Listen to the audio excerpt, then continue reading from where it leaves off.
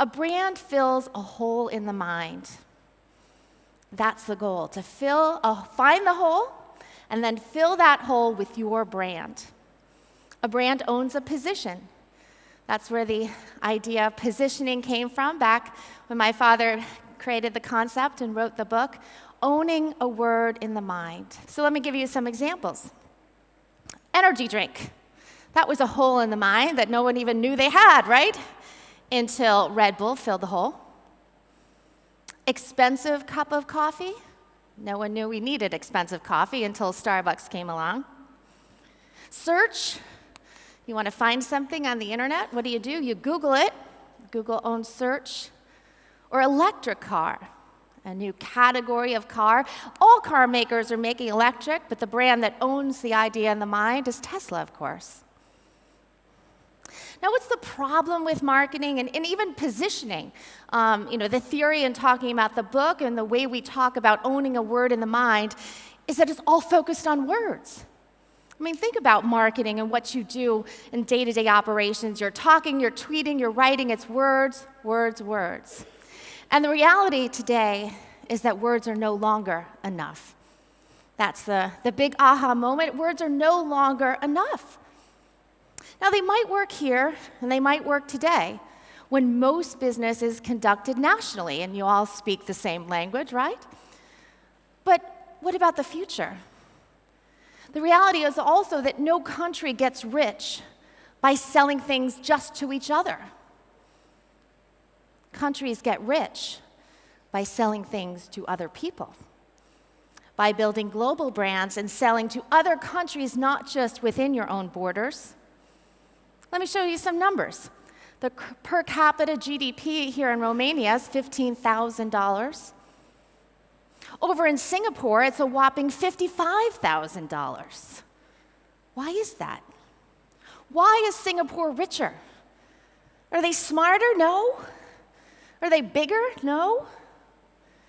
I mean, Romania has 20 million people. Singapore has only 5. How is it that a small, tiny country with almost no natural resources is richer? It's not bigger. It's richer because of exporting. They're building brands that they're exporting. That's the future of business.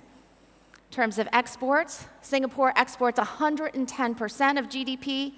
It's 24% in Romania. Growing that is the opportunity to make Romania rich and to make you rich, because the future is global branding.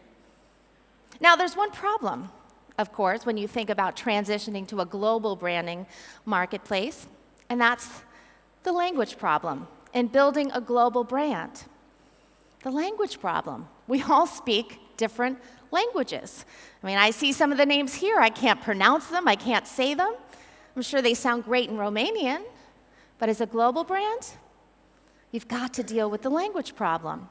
There's 7,000 spoken languages. Here's the top 20 languages. They reach only half of the 7.6 billion people in the world.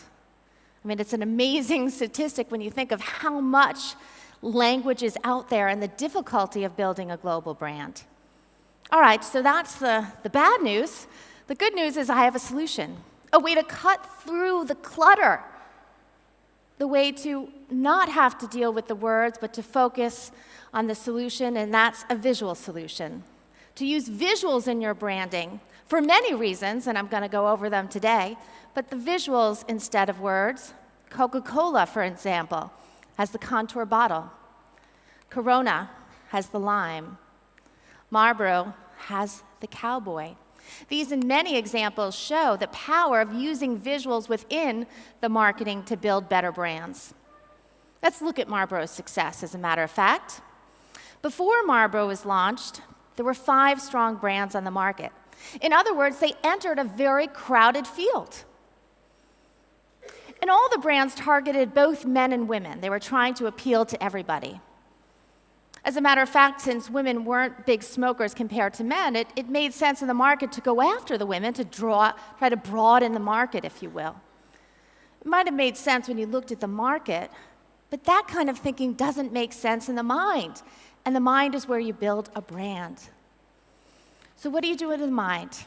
How do you get into the mind? Do you just try to be better? That's what most people do. That's not the way to build a brand. You build a brand first and foremost by narrowing the focus, by standing for something. In the case of Marlboro, they try to stand for something. They narrow the focus. And the reason why focus is important is it's much like a sharp knife. You're trying to get into the mind, you want a sharp knife. Gets into the mind easier than a dull knife.